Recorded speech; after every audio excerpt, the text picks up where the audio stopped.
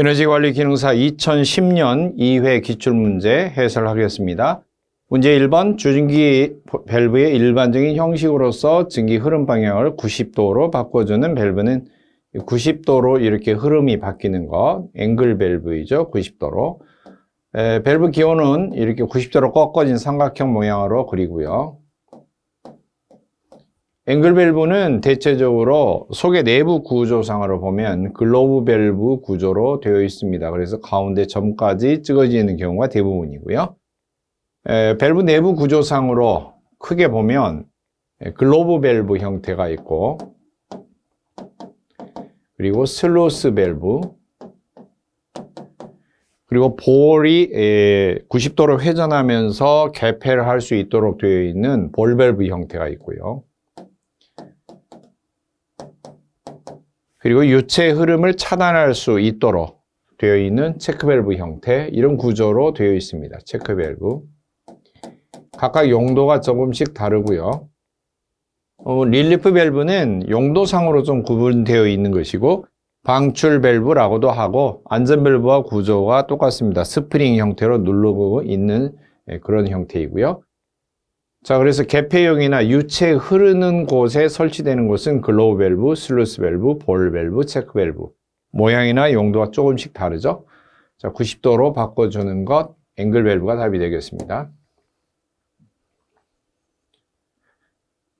자, 릴리프 밸브, 설정 압력 이상 상승할 때 유체를 밖으로 배출한다. 설정 압력 이하로 유지를 시켜준다. 체크 밸브는 역류 방지, 하나 더 추가하면 스윙식이 있고요. 리프트식이 있어요. 스윙식은 배관이 수평일 때도 연결할 수가 있고, 수직일 때도 사용할 수가 있고요. 리프트식은 수평 배관에서만 사용이 됩니다. 수직 배관에서는 사용할 수가 없습니다. 그 다음에 슬루스 밸브는 개폐용으로 열고 닫고 하는 용도로 사용합니다. 다른 별명은 게이트 밸브라고 합니다. 문제 2번, 급수펌프 중에서 왕복식 펌프가 아닌 것. 왕복식 펌프 종류가 있죠. 워싱턴 펌프, 웨어 펌프, 플런저 펌프. 그리고 워싱턴과 웨어 펌프는 피스톤 방식이고요. 그러면 피스톤과 플런저는 어떻게 차이가 있는가? 피스톤은 이 왕복 기구가 움직일 때 움직이는 거리를 행정이라고 하고, 그 다음에 이 피스톤의 동그란 부분을 지름이라고 하면은, 이 지름이 행정보다 큰 경우, 즉 지름 크기에 비해서 왔다 갔다 움직이는 행정이 작은 경우는 피스톤이라고 부르고요. 이 반대로 된 것, 행정이 길고 지름은 작은 것, 이렇게 되면은 플런저라고 부릅니다.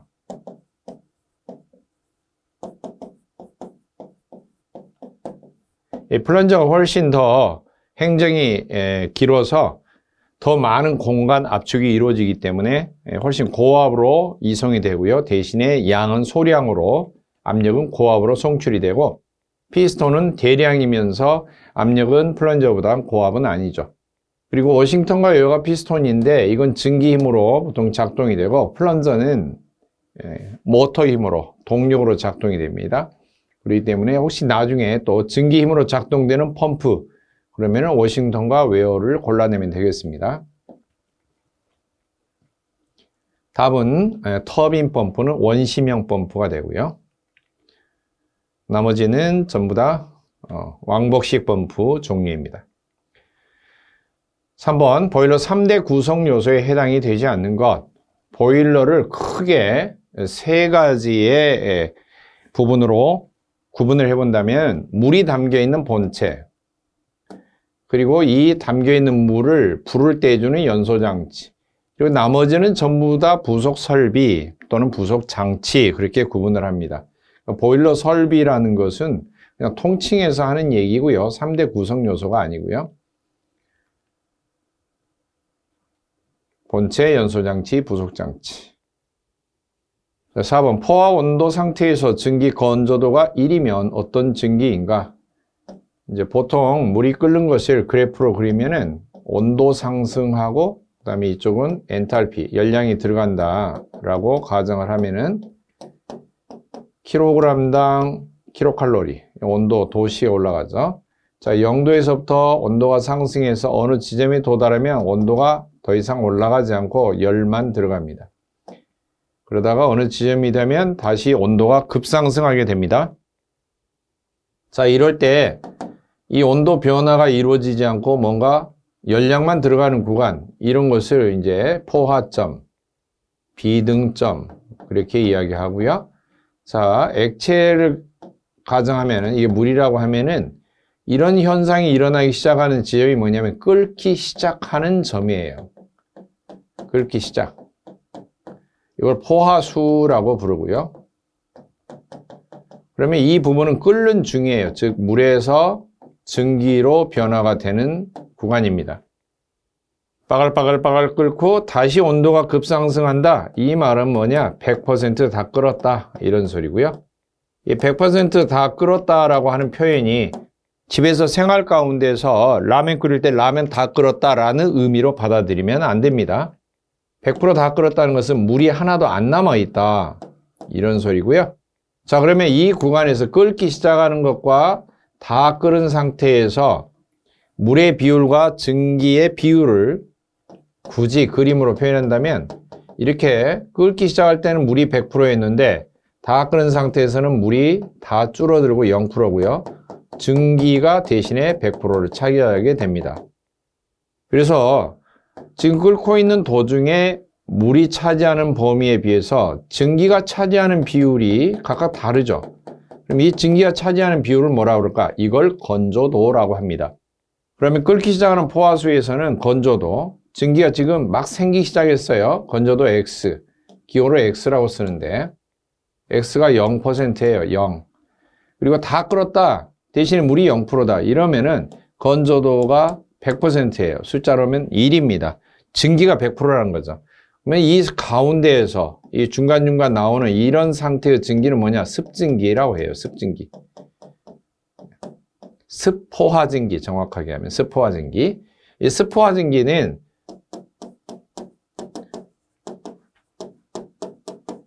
건조도 X가 0보다는 큰 상태이고요. 대신에 1보다는 적은 상태예요. 그러면 1일 때는 뭐냐? 다 끓을 때, 물이 0%일 때, 그건 건포화증기라고 부릅니다. 자, 그래서 건조도가 1이다. 어떤 증기인가? 답은 4번 건포화증기가 되겠죠. 자, 그러면 습포화증기는 건조도 X, 건조도가 X라고 할 때 X는 0보다 크고 1 사이가 되고요. 포화수는 건조도가 0인 상태, 건포화증기는 건조도가 1인 상태가 되겠습니다. 문제 5번, 기체연료 특징에 대한 설명으로 틀린 거. 1번, 적은 양의 과잉 공기로 완전 연소가 가능하다. 답은 연소 시 유황이나 회분 등에 의한 대기오염이 많다, 없다죠, 없다. 회분이 포함이 안 돼 있고요.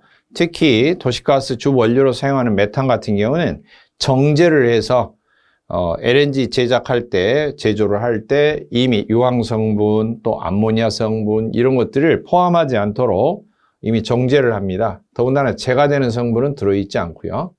그리고 킬로그램당으로 따지면은 발열량이 훨씬 큽니다. 완전 연소가 거의 가깝고요. 자, 고부하 연소가 가능하다. 연료를 많이 투입해서 공기하고 혼합을 해도 연소가 잘 되고요. 그러나 고체 연료로 갈수록 고부하 연소는 사실 어렵죠.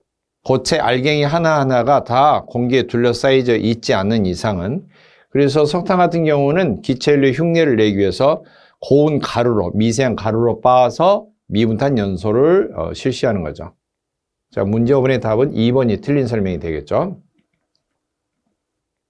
문제 6번, 보일러 열 효율 정산 방법에서 보일러 열 정산 기준 온도로서 주로 사용이 되는 건 뭐냐? 육지에서 사용하는 육상용 보일러의 열 정산 방식 KSB 6202 기준에 의하면 그랬는데요. 열 정산을 할 때 기준 온도, 뭐 온도차를 할 때도 뭐 빼기 뭐 이렇게 기준 온도 할 때 주로 어떤 걸 사용하느냐면은 시험시의 외기 온도를 기준으로 삼는다. 시험시의 외기 온도. 문제 7번. 보일러 연소장치의 선정 기준에 대한 설명으로서 틀린 것. 연소장치는 사용하는 연료 종류, 형태에 따라서 전부 다 다릅니다. 고체냐, 액체냐, 기체냐에 따라서 달라집니다. 그 다음에 연소 효율이 높은, 불이 잘 타는 그런 장치를 선택해야 되겠죠.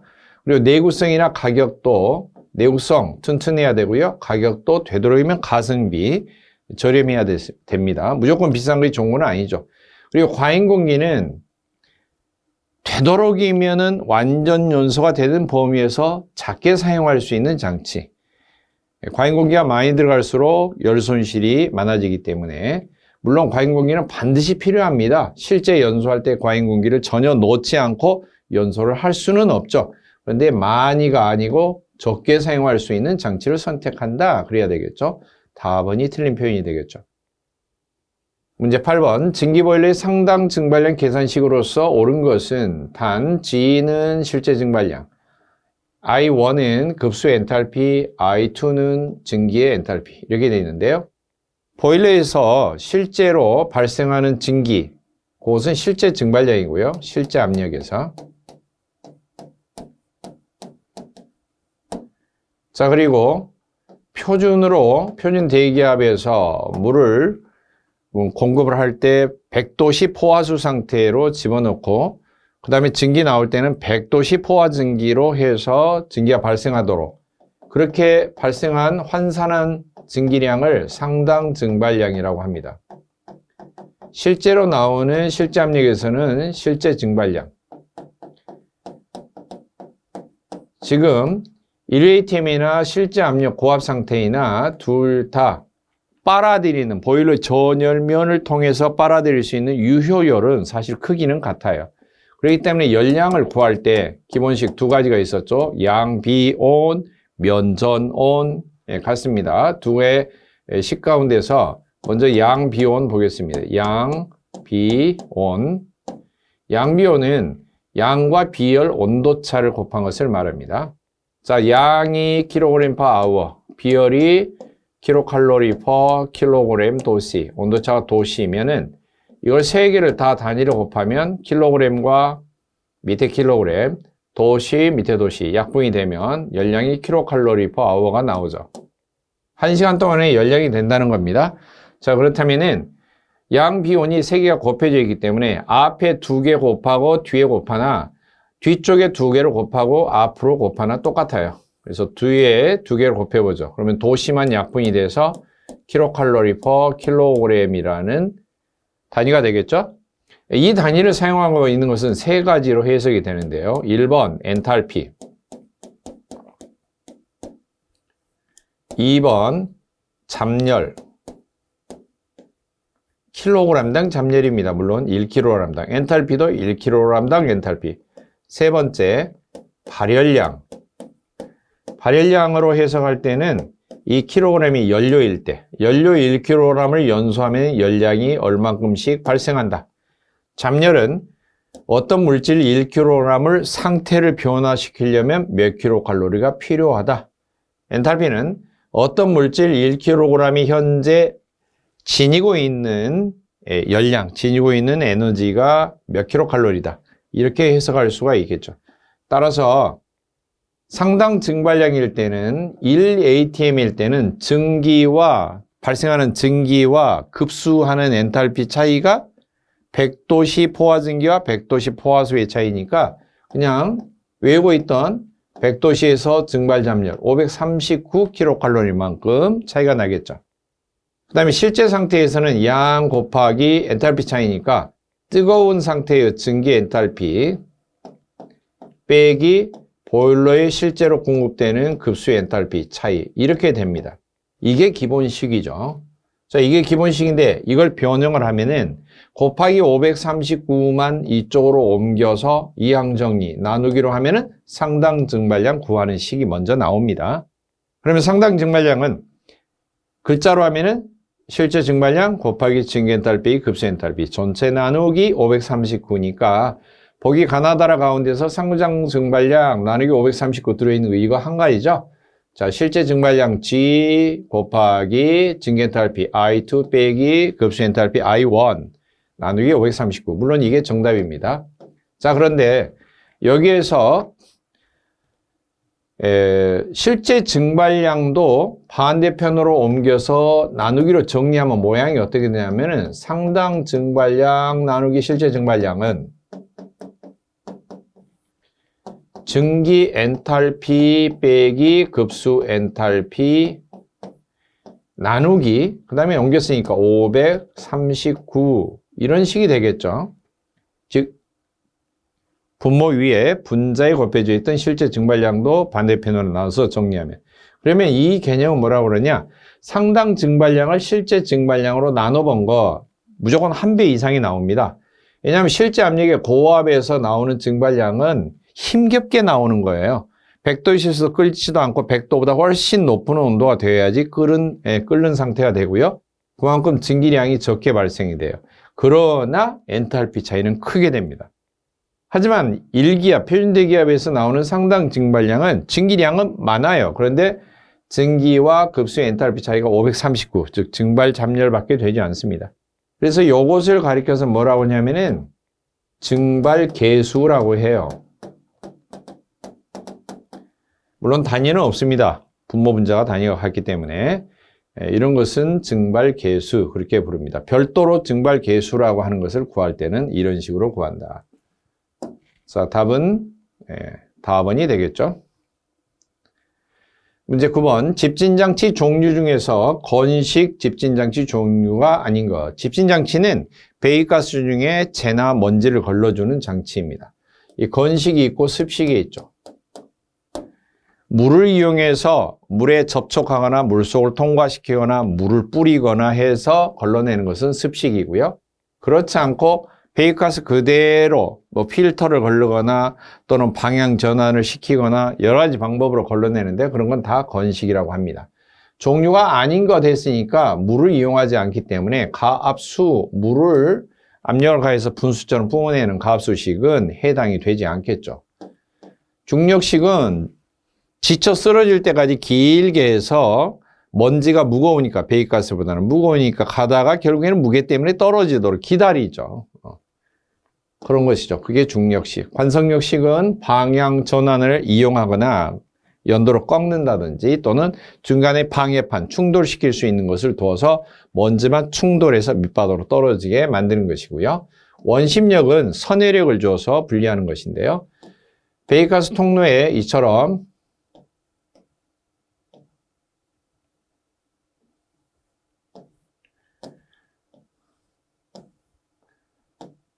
자, 이런 상태로 놔두면은 배기가스가 이렇게 들어오면은요, 위쪽이 이렇게 막혀 있어요. 가운데 통이 있고요. 그러면 바로 넘어가지 못하니까 이 가운데 있는 통을 둘러싸고 회전을 해요. 회전을 하면은 이 포함되어 있는 재나 먼지는 어떠냐, 밑에 방향으로 계속 회전하니까 계속 따라서 밑으로 재가 떨어지고요. 그러면 집진통을 놔둬서 먼지만, 재만 떨어지면 나중에 처리하고요. 배기가스는 뜨거운 상태이기 때문에 다시 가운데로 올라가서 굴뚝으로 빠져나갑니다. 이런 식으로 원심력을 이용하는, 선회력을 이용하는 것을 원심력식이라고 하고, 이런 집진장치 중에 사이클론 집진장치가 이런 원리죠. 이 집진을 하는 사이클론이 여러 개가 있으면 멀티 사이클론이라고 부릅니다. 다 건식에 속하죠. 답은 가번, 가압수식 집진장치. 이것은 습식에 속합니다. 문제 10번. 수소가 13%, 수분이 0.5%가 포함되어 있는 어떤 중유의 고유 발열량이 9,700이다. 저희 발열량은 얼마인가? 이 고유 발열량, 저희 발열량은 연료의 주성분, 탄소, 수소, 황 세 가지 성분이 타고 나면 탄소가 타면은 열량이 8,100kcal가 나옵니다. 열량계로 실험을 합니다. 수소 성분이 타면은 34,000kcal가 나오고요. 황 성분이 타면 2,500kcal가 나옵니다. 킬로그램당. 그리고 탄소가 이만큼 열량을 내면서 CO2, 이산화탄소가 만들어지고요. 수소가 타면은 H2O, 물이 만들어지고 황이 타면은 이산화황, SO2가 만들어집니다. 그런데 바로 이 H2O 때문에 문제가 생기죠. 34,000kcal를 발생하면서 순식간에 동시에 H2O가 만들어지면 이게 증발을 해야 돼요. 왜냐? 연소실 속이 뜨거우니까. 증발을 하면서 물이 증발할 때 필요한 증발 잡열을 다시 빼앗아가요. 그러니까 실제로 완전 연소가 돼도 이만큼의 열량이 다 나오지는 않는다는 거죠. 그 다음에 또 결정적으로 연료 중에 애초에 물기로 포함되어 있는 수분이 있다면 그대로 수분으로 나오는 거죠. 수분은 사실 H2O죠. 물이죠. 이것도 역시 연소실 안에서 증발하면서 증발 잡열을 빼앗아갑니다. 증발 잡열을 빼앗아가요. 자, 그러면은 어느 정도 빼앗아가는지 계산하면은 저 위의 발열량은 8,100, 34,000, 2,500에 나왔던 전체 완전 연소할 때 나오는 고유 발열량의 빼기 물의 양, 물이 생성되는 양에 곱하기 증발하면서 빼어서 나아가는 증발 잡열, 증발열을 곱한 것을 빼주는데요. 보통 600kcal 잡아줍니다. 539가 아니고요. 539는 100도에서 100도씨 증기로 변할 때 증발 잡열이 539고, 연료를 실내에 저장하는 중유 같으면은 40도씨가 유동점입니다. 일반적인 C급 중유면은 40도 이하에는 유동점이 아니에요. 즉 원활하게 흐르지 않는 거죠. 그래서 연료 배관에서 원활하게 흐르려면 기본적으로 40도 이상으로 예열을 해야지만이 흐르기 시작하고요. 따라서 40도 이상에서 계속해서 100도까지 상승하고 다시 증발 잡열 얻고 그러면 약 600kcal씩 빼앗아 간다라고 가정을 하는 겁니다. 자, 그리고 곱하기 물의 양이 얼마나 생기냐면은 플러스 애초에 연료 중에 들어있던 킬로그램 수만큼, 가령 수분이 뭐 1kg이 들어있었다. 그러면 그대로 배기가스로 그대로 1kg 나가는 거죠. 그러니까 수분 킬로그램 수. 그 다음에 수소 성분인데요. 수소 성분은 수소의 연소 반응식 보면은 H2 플러스 2분의 1 O2는 H2O가 되는데요. 몇 킬로그램이느냐? 이 분자량을 잘 보면 되는데 수소 일자리 하나가 알갱이가 원자량이 1입니다. 일자리가 2개 있어서 2kg이 타면은 물이 생성이 되는데 물은 구조를 보면은 수소가 알갱이 하나가 1, 그 다음에 그게 2개니까 곱하기 플러스 산소 알갱이 하나는 원자량이 16입니다. 합하면 얼마냐? 18kg이 생성이 돼요. 그 말은 2분의 1 O2가 16kg이에요, 사실. 합해져서 18kg이 나온 건데 한마디로 2kg이 타면은 18kg이 나오니까 연료 중에 들어있던 수소 성분의 몇 배가 나오는 거죠? 물로 9배가 나오는 거예요. 그래서 식이 9 곱하기 수소 킬로그램수의 9배 이렇게 되는 거죠. 자, 따라서 요 식으로 해서 문제에 있는 조건들을 대입을 해봅니다. 대입을 해보면은 고유 발열량이 9,700 빼기 600에 곱하기 가로 열고 9 곱하기 수소 13%가 몇 킬로그램인지 어떻게 합니까? 자, 고유 발열량이 9,700kcal per kg이라고 나와 있죠. 즉 연료 1kg 기준에서 13%예요. 퍼센트 떼면은 100으로 나누면 되죠. 1kg 중에 13%죠.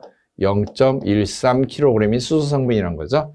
그러니까 9 곱하기 0.13 플러스 수분은 0.5%니까 역시 퍼센트 띄어서 숫자로 하면은 나누기 100 하면 0.005 이렇게 되겠죠. 0.5에서 소수점이 뒤로 하나, 둘, 100 소수점 공 2개만큼 빠꾸 하는 거죠. 0.005. 자, 이렇게 해서 계산기를 누르면은 답이 나오겠습니다. 답 확인하면 8,995. 식 똑같이 돼 있고요. 왜 이 식이 나왔는가는 방금 전에 설명을 드렸습니다. 문제 11번. 풍량이 122방미터 per minute. 1분입니다. 1분. 요 잘 보셔야 돼요. 60초죠? 그리고 풍압은 송풍압이죠. 35mm AQ. 아쿠아라고 읽어도 되고 AQ로 읽어도 됩니다. 이것은 수주압, 물의 압력을 표현할 때 H2O. 화학식으로 써도 되고 그냥 영어 단어로 접두어로 아쿠아 이렇게 써도 됩니다. 인 송풍기의 소요 동력은 약 얼마인가? 단 효율은 60%이다. 자, 펌프나 송풍기 소요 동력 구하는 거 이 다른 회차에서도 설명을 드렸는데 소요 동력 1kW당 할 수 있는 일이 102kg 중량을 1초에 1m 끌고 갈 수 있을 만큼 일을 할 수가 있습니다. 1kW당 이만큼 일을 한다. 암기해 봅시다. 동력이 1kW는 할 수 있는 일의 능력으로 치면은 102kg/s이고요. 이걸 시간당 열량으로 바꾸면은 860kcal/h입니다. 요즘 자주 등장하는 절대계 단위로 보면은 kcal/h를 킬로와트로 고칠 때는 나누기 860, 킬로와트를 kcal/h 고칠 때는 곱하기 860 이렇게 하면 되고요.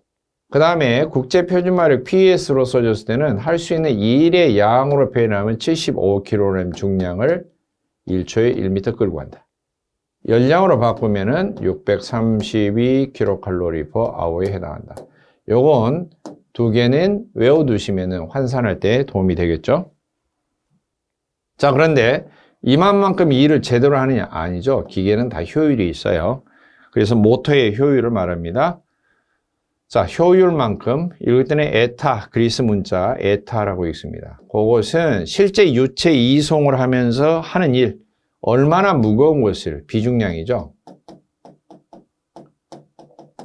얼마나 많이, 몽땅, 유량입니다. 얼마나 높은 것까지, 양정입니다. 단위를 살펴보면은 kg/f/입방미터, 유량, 입방미터 per 단위, 양정은 메타. 자, 중요한 것은 여기가 유량이 세크라는 겁니다. 세크.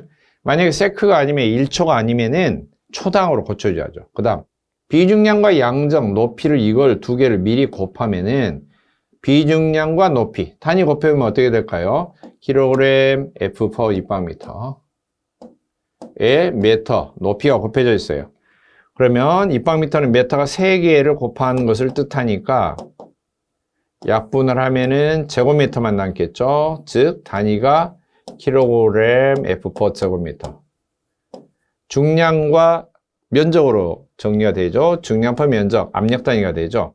그리고 kg/f/제곱미터의 압력 단위는 요것은 수주압 밀리미터 H2하고 크기가 똑같죠. 요건 암기해야죠. 단위 모양은 다르지만 크기 자체가 같은 것이다.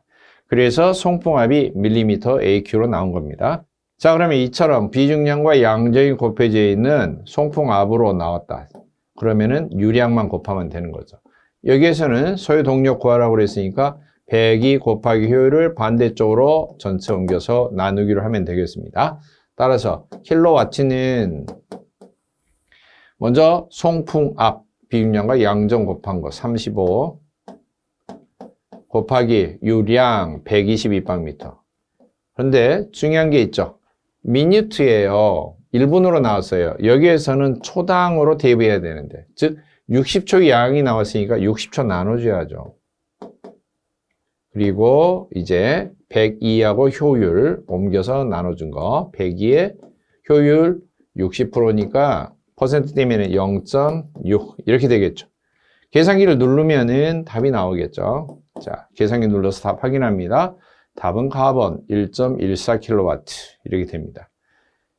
다른 회차에서도 풀었던 설명했던 내용입니다. 이 내용은 똑같은 문제, 똑같은 해설이 나와 있으면은 찾아서 참고하시기 바랍니다. 문제 12번 보일러에서 안전밸브 분출 면적은 고압일수록 저압일 때보다 어떻게 해야 되는가? 자, 안전밸브의 분출 면적, 즉 구멍 면적이에요. 근데 고압이 될수록 어떤 특징이 있는가? 안전밸브는 평상시 막아둬야 됩니다. 잘 막고 있어야 돼요. 그리고 위급할 때는 들어 올려줘서 밖으로 분출을 빼내야 됩니다. 한번 열리기 시작하면은 많은 양의 증기를 압력이 설정 압력보다 낮아지도록, 분출 압력보다 낮아지도록 신속하게 배출하는 것이 중요하죠. 그런데 구멍이 크면 클수록 막기가 어려워요, 사실. 압력이 센데 구멍이 커졌다? 막기가 어려워요. 자, 네덜란드를 구한 소년 이야기. 여러분도 어렸을 때, 도덕 시간에, 또 바른 생활 시간에, 애국심을 고취하기 위해서 들었던 이야기들이 있죠. 자, 나라 전체를 바닷물보다 낮게 간척을 해서 땅을 넓혔던 네덜란드. 자, 어때요 이거? 자, 뚝에서 물이 한 방울 두 방울 새니까 이거 무너지면 나라 전체가 어떻게 돼요? 완전히 홍수 나겠다. 해일이 일어나겠다. 그래서 손가락으로 이런 자세로 새벽에 추운 날씨에 집에도 못 가고 이렇게 손가락으로 구멍을 막았다는 거 아니겠어요? 만약에 구멍이 커졌다면 머리만큼 컸다. 막을 수가 있을까요? 바닷물의 압력을 머리로 막아요? 온몸으로 막아요? 막기 힘들죠. 즉 고압이 될수록 구멍은 작아야 됩니다. 고압일수록. 고압이 되면은 구멍이 어쩐다? 구멍 면적이 작아야 된다. 그런데 압력이 초과됐을 때 밖으로 빼내는 증기량으로 보면 증기의 양이 많을수록 어떻게 되느냐? 구멍이 커져야지 빨리빨리 나가요. 양과 압력은 다른 이야기입니다. 양과 압력은 다른 이야기예요. 에? 전혀 다른 얘기입니다. 압력이 세다, 막 세게 나간다 이 말과 많이 나간다 이 말하고는 전혀 다른 얘기죠. 자, 그러면 증기량이 많을수록 요 말하고는 또 연관된 게 뭐냐면 어떻게 하는 보일러가 증기량이 많이 나올까? 전열 면적이 클수록. 열을 빨아들인 면적이 클수록 짧은 시간에 많은 양의 증기가 나와요. 그럴 때는 구멍이 커져야 돼요. 그러니까 이걸 뭐라고 하느냐? 증기압에는 반비례, 전열 면적에는 비례 이렇게 표현을 하기도 합니다.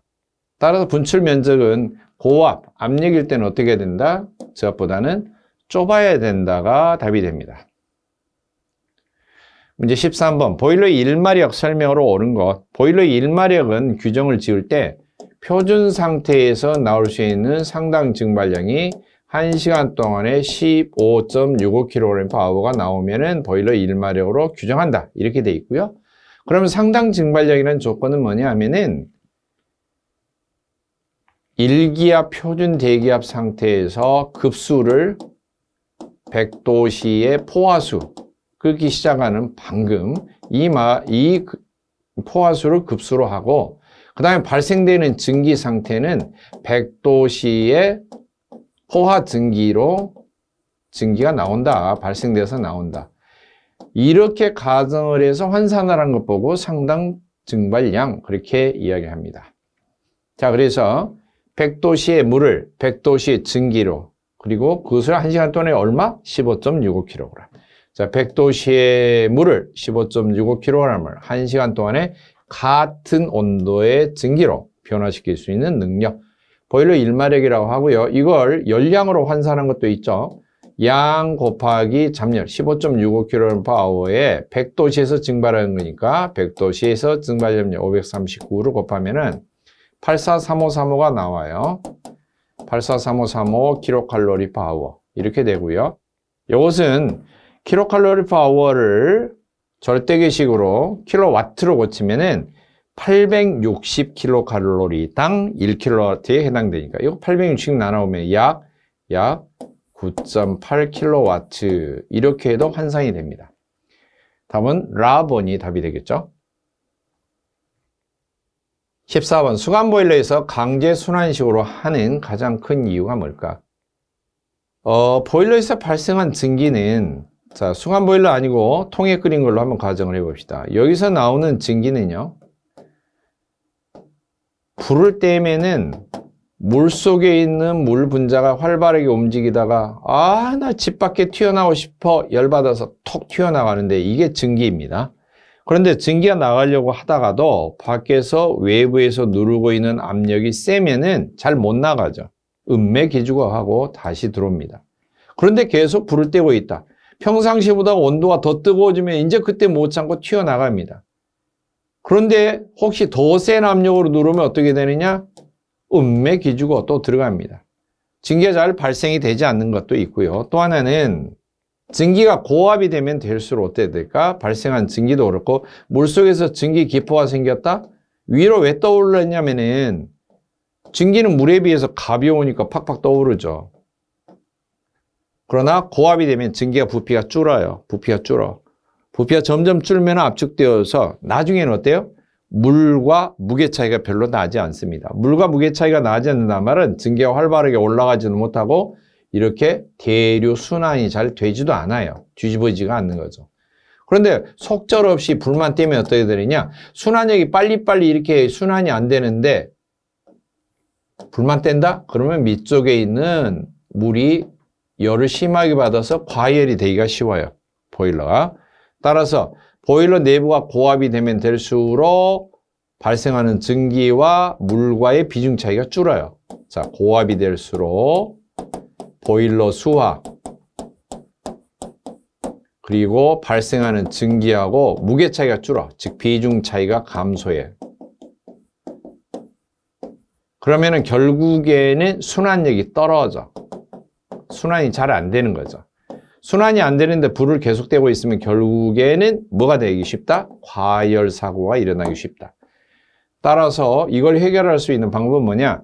발생하는 증기를 노즐을 만들어서 분사를 해요. 강제로 물을 뒤집어 주는 거죠. 강제로 대류를 시키는 거예요. 그런 것을 보고 강제 순환식이라고 하고 수간 보일러에서도 고압이기 때문에 강제 순환식을 채택합니다. 강제 순환식을 채택한 수간 보일러 종류로는 베록스 보일러, 라몬트 보일러 이렇게 두 종류가 있어요.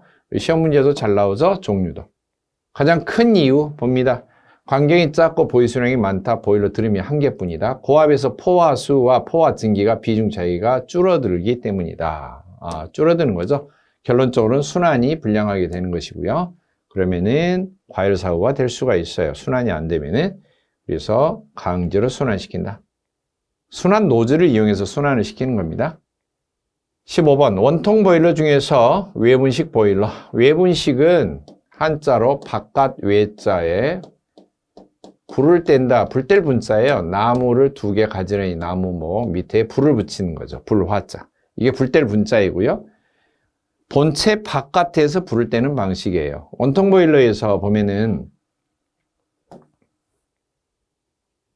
연관 보일러 같은 경우는 밑에 연소실이 있고요. 이 물이 담겨 있으면 물 담겨져 있는 바깥쪽에서 불을 떼면 뒤쪽으로 연기가 빠져나간 것을 다시 잡아 돌려서 물통 속에 이처럼 파이프를 통과하게 하는 거죠.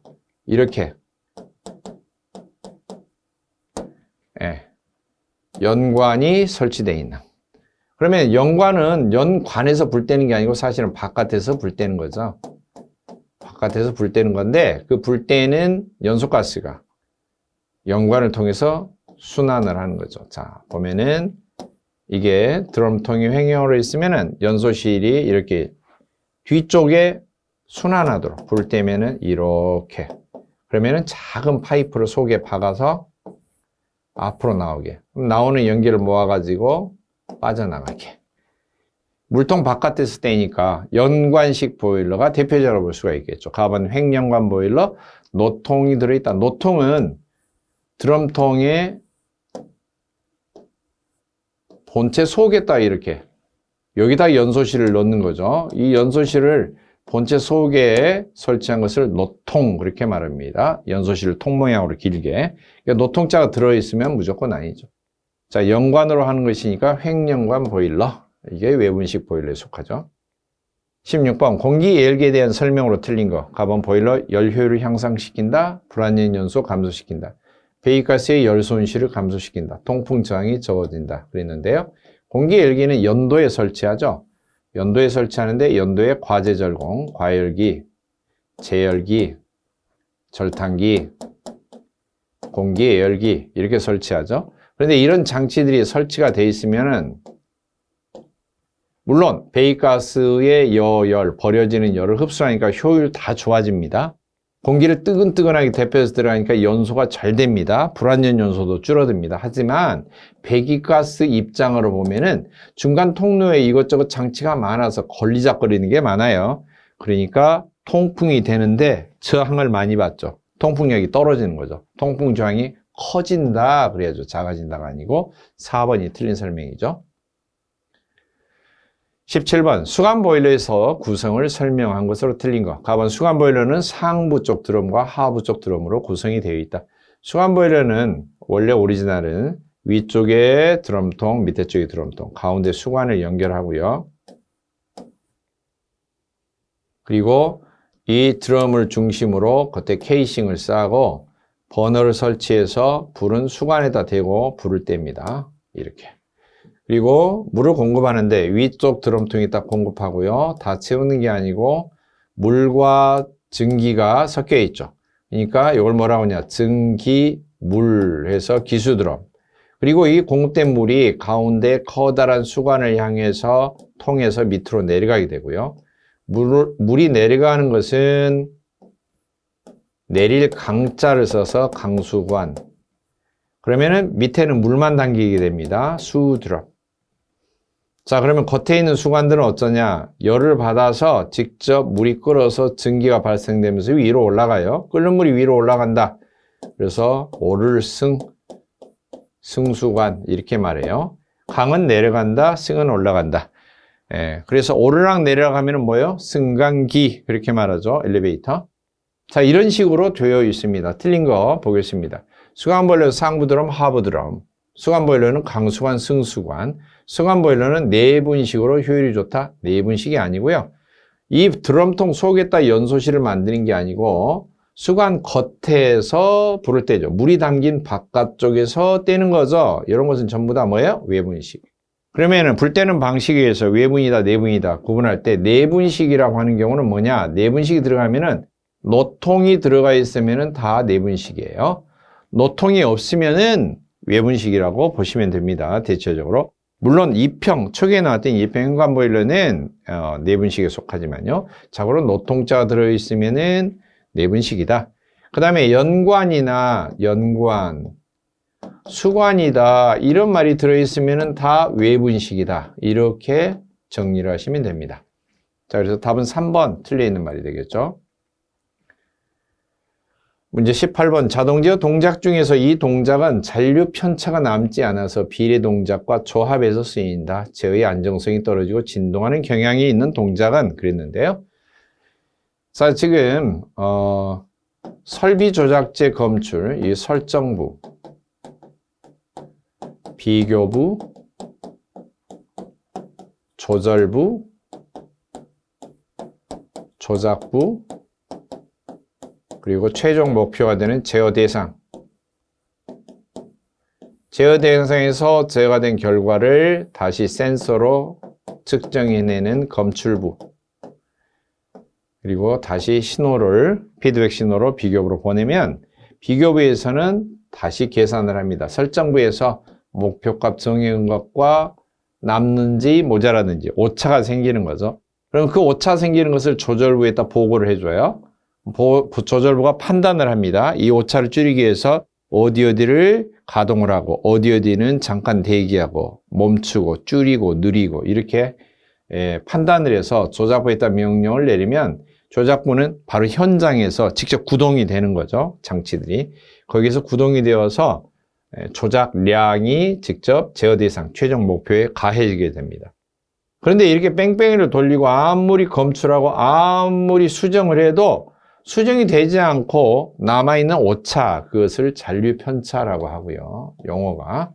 자, 그리고 이 조절부가 동작이 되는 데 있어서 조절부가 꺼지는 순간, 오프가 만약에 있다라고 하면은 불연속 동작.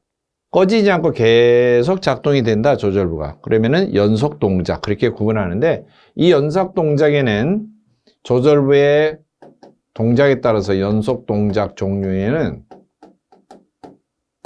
첫째, 비례 동작. 둘째, 적분 동작. 셋째, 미분 동작. 그리고 비례 적분, 비례 미분, 비례 미분 적분. 이렇게 조합한 형태도 있어요. 근데 비례 동작 특징, 잔류 편차가 남는다. 계속해서 오차를 수정해도 결국에는 조금씩 오차가 남는다. 자, 오차가 검출부에서 검출한 신호를 비교부에서 비교를 해보는 거예요. 설정부에서 들어온 목표값과 비교부에서 들어온 피드백 신호를 비교해서 플러스가 되는지 마이너스 되는지 계산하면은 조절부에다 이야기하면 조절부가 다 현장의 조치사항을 취하는데요. 다시 센서로 검출하면은 그 이미 경과된 시간 동안에 또 오차가 또 생기는 거예요. 계속해서 오차가 생겨. 그래서 비례 동작은 계속해서 수거하고 여기에서 계산한 결과를 조절부가 그대로 작동을 해도 계속 편차는 조금씩 남게 된다. 근데 적분 동작은 잔류 편차를 제거하는 역할을 해요. 적금 들었다가 한꺼번에 퉁 치는 겁니다. 잔류 편차를 한꺼번에 제거하는 역할을 해요.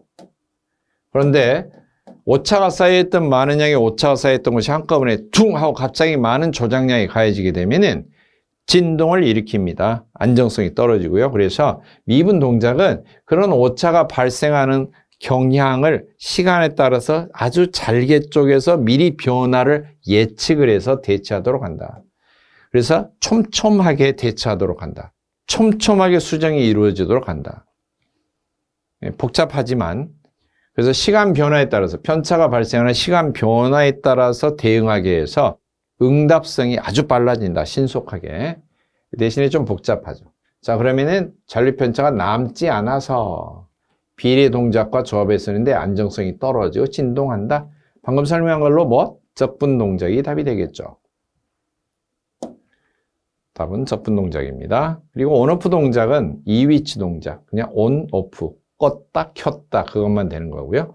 다위치 동작은 오프가 있기는 있는데 조절 단계가 여러 단계가 있는 것을 말합니다.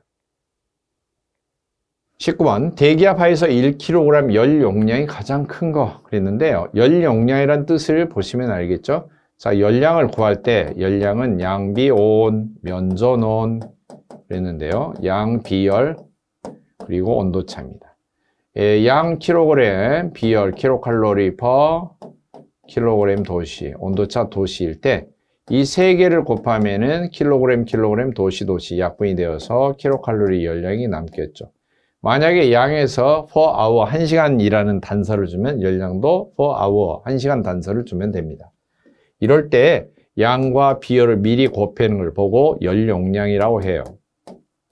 열량량의 단위는 킬로그램과 킬로그램이 약분이 되어서 킬로칼로리 퍼 도시를 사용합니다.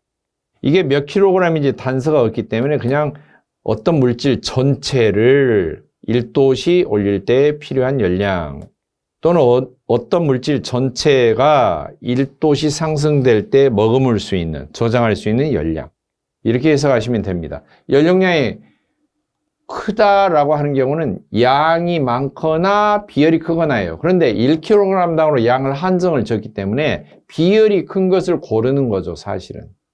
비열이 큰 거. 자, 그러면 물 같은 경우는 비열이 대표로 킬로칼로리 기준으로 1kcal per kg 도시. 과일 증기나 증기 같은 경우, 포화 증기나 과연 증기나 다 증기 상태에서는 0.441 또는 어떤 경우에는 0.446을 적용하기도 합니다. 공기 같은 경우는 정합 비율이 0.24kcal per kg 도시. 이렇게 되겠죠.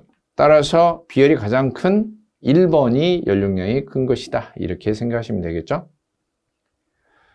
20번 대형 보일러인 경우에 송풍기가 작동하지 않으면 전자밸브가 열리지 않아서 점화를 차단하는 것.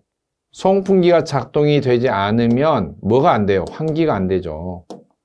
그래서 점화가 아예 이루어지지 않도록 해요. 점화 전에 반드시 연소실 내부를 미연소가스를 배출하는 논의 환기가 돼야 되는데 이 작업을 뭐라고 그래요?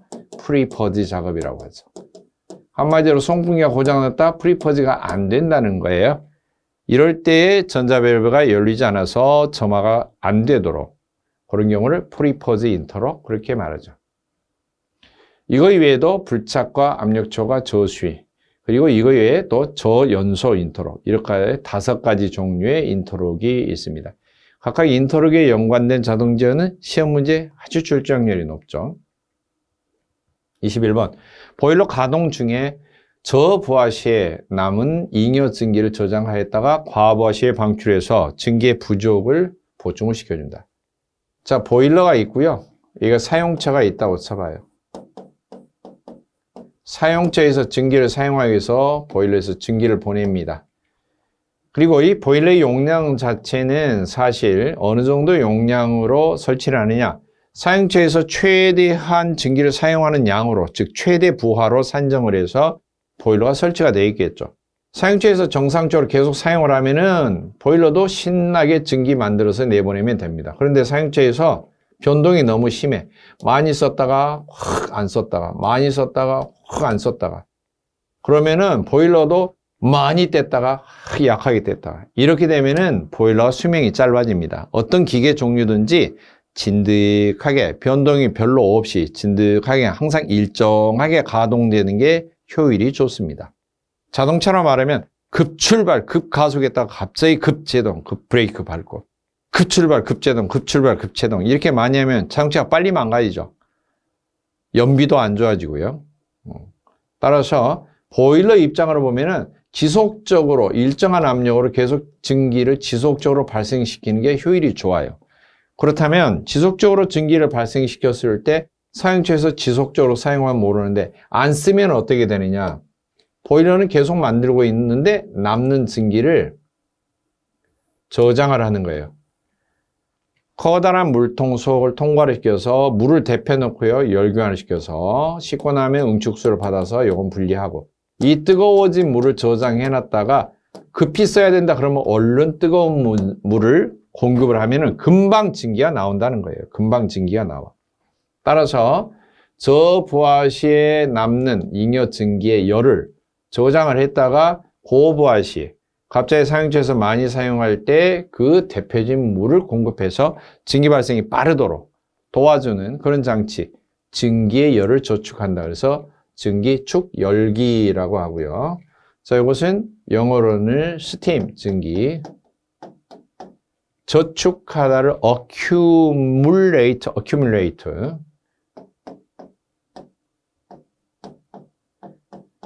accumulate의 OR 그래서 accumulator라고 합니다. 스팀 accumulator.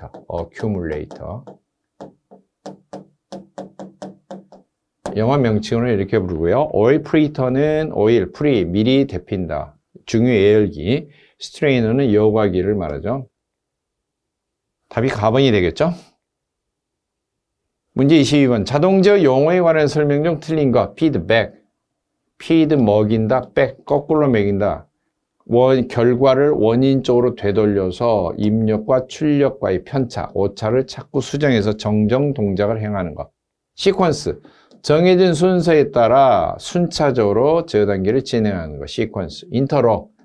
어느 조건이 만족하지 않으면 다음 단계로 진행이 되지 않도록 정지를 시켜주는 것. 앞쪽의 조건이 충족되지 않으면 다음 단계의 동작을 정지시켜주는 것. 그 다음에 블록 선도, 온도와 압력 수위에 관한 선도. 이게 아니고 블록 선도는 자동 제어의 각 요소를 블록으로 해서 그림으로 표시한 것을 말합니다. 23번. 연료 연소시 과잉공기 계수, 다른 말로 하면 공기비를 구하는 발현식은 뭐냐? 실제 공기 나누기 이론 공기죠. 실제로 집어넣은 공기가 처음에 이론적으로 연소 반응식으로 계산해본 공기량에 비해서 몇 배나 들어갔는지. 왜 그런 차이가 나요? 이론적으로 계산한 공기량만 집어넣으면 연소 안 된다고 그랬죠. 여러 가지 지금 기출문제 해설에서 많이 설명한 걸로 압니다. 변기통 그림 기억하시죠? 거기에 반드시 덤으로 더 넣어야 돼요. 과잉 공기량을. 따라서 이론 공기량에 과잉 공기량을 플러스한 것을 실제 공기량이라고 하기 때문에 실제 공기는 이론적으로 계산해본 공기량보다 무조건 1배 이상이 되죠. 이 비율을 공기비라고 합니다. 그래서 답은 2번이 되겠죠. 24번. 기체연료 연소 방식 중에 화염이 짧고 높은 화염 온도를 얻을 수 있지만 역화 위험이 있는 거. 기체 연료는 연소 방식이 두 가지가 있어요. 확산, 예혼합. 확산 연소는 그냥 기체를 공기 중에 분사해서 외부의 공기와 혼합을 해서 연소를 시키는 겁니다. 그런데 예혼합은 기체 연료를 분사하기 전에 미리 공기를 미리 혼합을 했다가, 얘가 미리 예자예요. 미리 예입니다. 예언하다 할 때 미리 예자. 미리 공기하고 혼합을 했다가 분사를 합니다. 따라서 공기하고 풍부하게 이미 섞여 있기 때문에 연소되는 속도가 엄청 빠릅니다. 빠르기 때문에 노즐에서 분출되면 멀리까지 날아가지 않고 그 입구 쪽에서 벌써 다 연소가 끝나는 거죠. 그러니까 화염이 짧아지고요. 대신에 높은 온도를 얻을 수가 있습니다. 하지만 분출하는 속도가 압력이 약하면 불이 거꾸로 타고 들어오는 역화 위험이 있습니다. 이것을 이온압 연소 방식이라고 하고요. 이온압 연소 방식에서는 구멍만 뻥뻥 뚫려 있는 형태의 연소기구, 즉 포트라고 하는데 포트는 사용하면 안 되고 반드시 버너만 사용해요. 버너만. 이온압 연소에 사용되는 버너 형식, 고압 버너, 저압 버너, 송풍 버너 세 가지가 있어요. 별도의 버너 형식을 물어보기도 하죠. 즉, 세 가지나 있기 때문에 사지선다형에서는 아닌 거 골라라. 그렇게 나오겠죠. 답은 4번이 되겠습니다. 25번. 보일러에 부착하는 압력계 취급상 주의사항으로서 틀린 설명. 온도가 353켈빈, 80도 이상이 올라가지 않도록 한다. 어떻게 할까요? 압력계에 사이폰관 연결하고요. 돼지꼬리처럼. 사이폰관 안에 물을 채워 넣고 이 물의 온도가 80도 이하가 되도록 합니다. 그래서 증기가 고온의 증기가 밀려오면은 증기가 직접 압력계로 들어가지 않도록 해주는 거죠. 이 압력계는 증기 압력 때문에 깨지는 것은 없습니다. 왜냐하면 보일러에서 최고로 사용하는 압력을 그대로 견딜 수 있도록 되어 있고 최고 사용 압력의 최소 1.5배에서 3배까지 눈금이 표시되어서 견딜 수 있도록 압력계 눈금이 지정이 되어 있죠. 그래서 깨지는 이유는 고온의 증기가 들어갔을 때 팽창, 증기 빠지면 수축, 팽창, 수축 해서 열팽창 때문에 깨지는 거죠. 그렇다면 고온의 증기가 직접 쪼이지 않도록 증기가 밀고 들어가면 증기가 이 사이폰관 속에 들어있는 물로 밀어서 물이 밀려 들어가서 압력이 측정되도록 하는 겁니다. 나쁜 압력계는 고장이 나서 바꾸는 것이 아니라 일정 사용 시간을 정해놓고 정기적으로 교체를 한다. 자꾸 속에 탄성기구가 무르동관이 팽창했다, 수축, 늘어났다, 줄어들었다. 나중에 보면은 오차가 발생할 수가 있죠. 그래서 정기적인 사용 시간이 지나면은 교체한다. 다음은 압력계 사이폰관의 수직부에 코크를 설치하고 코크 핸들이 축 방향과 일치될 때 열린 것이어야 된다. 랍은 부르동관 내에 직접 증기가 들어오면 고장이 나기 쉬우므로 사이폰관에 물을 채운다. 그래 차지 않도록 한다면 틀린 거고요. 자, 그러면은 답은 어떻게 해서 맞는 말이냐면은 이 증기관이 이송관이 이렇게 되어 있으면은 여기에도 증기 압력을 재기 위해서 압력계를 달합니다. 압력계 달 때는 사이폰관 당연히 달고요. 그러면 이 증기관에 연결할 때 사이폰관과 역시 커다란 증기관에 압력계를 연결하는 연결관을 답니다. 그럴 때 이런 모양일 때 밸브가 이렇게 설치가 될 수가 있고 이쪽에 설치될 수가 있죠. 밸브 설치 위치가 수직인 부분과 수평 부분. 근데 대부분 이건 그냥 개폐만 하면 되기 때문에 볼밸브 90도의 손잡이로 열었다 닫았다 하는 볼밸브 형태를 많이 씁니다. 자, 그러면 볼밸브가 이렇게 관하고 나란히, 그 다음에 이것도 이 수직으로 모양을 한번 놓읍시다. 자, 왼쪽도 손잡이가 수직으로 되어 있고요. 이것도 뭐예요? 이렇게 수직으로 직선으로 되어 있죠. 그런데 이쪽은 열린 것이고 이쪽은 닫힌 것이죠. 한마디로 말해서 사이폰관의 수직부에 코크를 설치하고 이곳에 수직 부분에 이 사이폰관 연결되는 이 수직관에다가 코크를 설치하고 코크 핸들은 축 방향하고 나란할 때 이렇게 되어 있을 때 열린 구조로 되어 있을 거. 이 말입니다. 수평부에 설치하지 말고 이 수직 부분에 설치하라는 겁니다. 답은 4번이 틀린 겁니다. 차지 않도록 한다 했으니까 틀리고요. 물을 가득 채워서 80도 이하를 유지한다. 이게 답입니다. 26번. 보일러 전격 출력이 30만 킬로칼로리다. 이 전격 출력이 유효열이에요. 보일러에서 흡수해서 이용할 수 있는 열이란 뜻이죠. 연료의 발열량은 10,000킬로칼로리인데 효율이 80%입니다. 연료량이 얼마인가? 보일러 효율식을 보면은 공급열분의 유효열이죠. 공급열은 사실 연료량 곱하기 발열량이죠. 연료를 태울 때 나오는 열이 공급열이고요. 유효열은 뭐 전격 출력이 될 수도 있고 또는 증기 발생량의 증기와 급수의 엔탈피 차이 이렇게 할 수도 있고요. 이제 가장 일반적인 게 그거죠. 자, 그런데 연료량을 구하라고 그랬으니까 분수 밑에 나누기로 되어 있는 연료량을 반대편으로 옮기죠. 뭘로? 나누기로 되어 있으니까 연료량을 곱하기 쪽으로 올리고요. 그 다음에 곱하기 효율은 반대편으로 곱하기 되어 있으니까 나누기로, 즉 나누기 분수 밑으로 내려가죠. 그러면 연료량과 효율을 위치를 교환하면 되죠. 교환하면 식이 완성이 되는 거죠. 그러니까 연료량은 효율 곱하기 발열량 분의 유효열이죠. 각각의 조건을 대입합니다. 유효열 30만, 효율 80%니까 0.8, 발열량 만이죠. 계산기 누르면 답이 나오겠죠. 확인해 보시면 37.5kg. 계산 확인하시면 되겠습니다. 27번 수면계 기능시험 시기로서 틀린 거. 수면계 기능시험 무슨 기능을 시험할까요? 수면계 위쪽과 아래쪽에 연결된 관이 막히지 않고 통하고 있는지 보는 거예요. 위쪽에 증기가 통하는지 밑에 쪽에는 물이 통하는지 검사해 보는 겁니다. 그래야지만 수면계 쪽으로 물이 잘 들어와서 수면이 잘 표시가 되겠죠. 1번 보일러 정상적으로 가동하고 있을 때, 2번 두 개 수면계 수면이 수위가 차이가 났을 때, 3번 수면계 유리를 교체했을 때, 프라이밍, 포밍 발생했을 때, 다 이것은 한 번쯤 점검을 해봐야 되는 시기고요. 보일러가 정상적이다 또는 수면계 수면이 예민하게 반응을 하고 있다, 그런 경우는 정상이기 때문에 기능시험을 별도로 하지 않아도 무방하다. 1번이 틀린 설명이 되겠죠. 28번 증발열이나 융해열과 같이 열을 가해도 열을 집어넣어도 물체는 온도 변화는 없고 상변화, 상태가 변화하는 것. 이 상태는 물질의 상태는 정상인 상태, 마시간 상태, 그게 아니고 기체, 고체, 액체, 이걸 말하죠.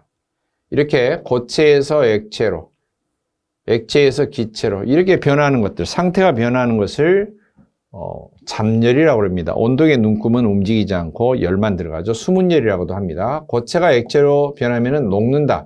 그래서 융해. 액체가 고체로 된다. 굳는다. 응고. 액체가 기체로 된다. 이건 이제 증발잠열, 기화잠열. 기체가 액체로 된다. 응축이 된다. 그렇게 하면 응축. 그 다음에 기체가 고체로, 고체가 기체로, 그러면은 둘 다 승화, 그렇게 불러요. 뭐 드라이 아이스 고체가 드라이 아이스 탄산가스로 이렇게 변한다, 이런 것들. 고체가 액체로 되면 얼음이 물로 녹는다, 또는 반대로 물이 얼음으로 굳는다, 이런 게 되는 거죠. 액체에서 기체는 물이 수증기로 변한다. 수증기가 물로 변하면 응축, 그렇게 말합니다. 답은 잠열이 되겠죠. 자, 그러면은 승화열, 기화열도 사실 잠열인데요. 승화열이 잠열을 전체적으로 대표할 수는 없죠. 일부분이죠. 기화열도 마찬가지고요. 일부분이고요. 다른 열들도 다 있죠. 그래서 전체적으로 이야기할 때는 잠열, 그렇게 말합니다.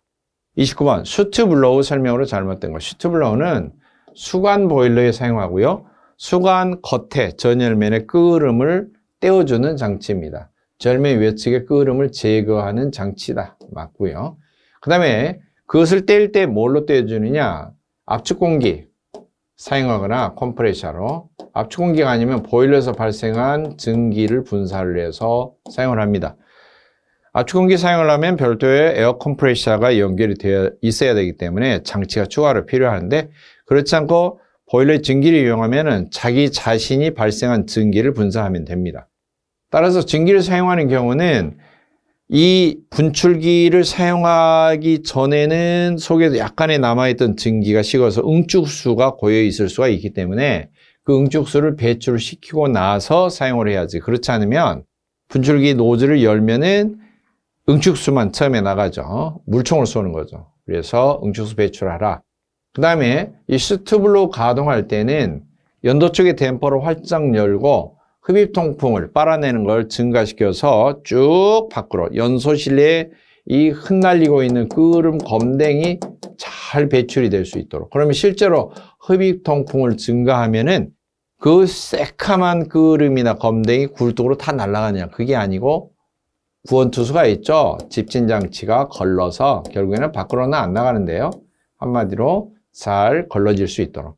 그리고 부하가 너무 가볍거나 50% 이하인 경우나 또는 불 껐을 때, 보일러 가동했을 때 소화 시에는 절대 사용하지 않도록 되어 있습니다. 증기 힘도 약하고요.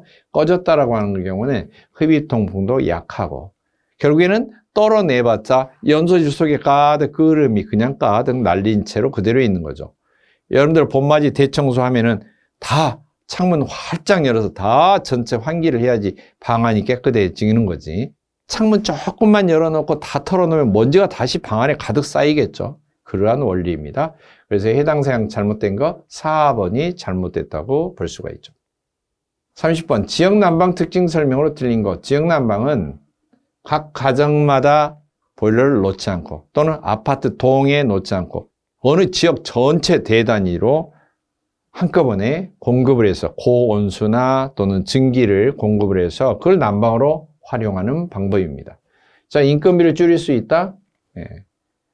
지역난방공사에서 한꺼번에 보내기 때문에요. 다 보일러를 설치하지 않아도 되죠.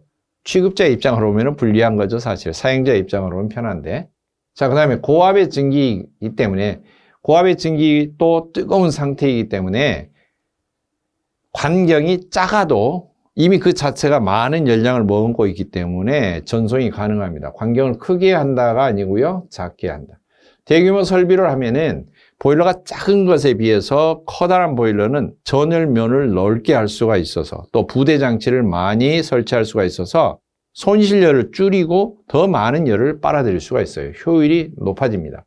그 다음에 보일러를 설치하지 않기 때문에 각 가정에 건물 안의 공간을 유효하게 빈 공간이 많이 생기겠죠. 사용할 수가 있다. 그렇게 돼 있죠.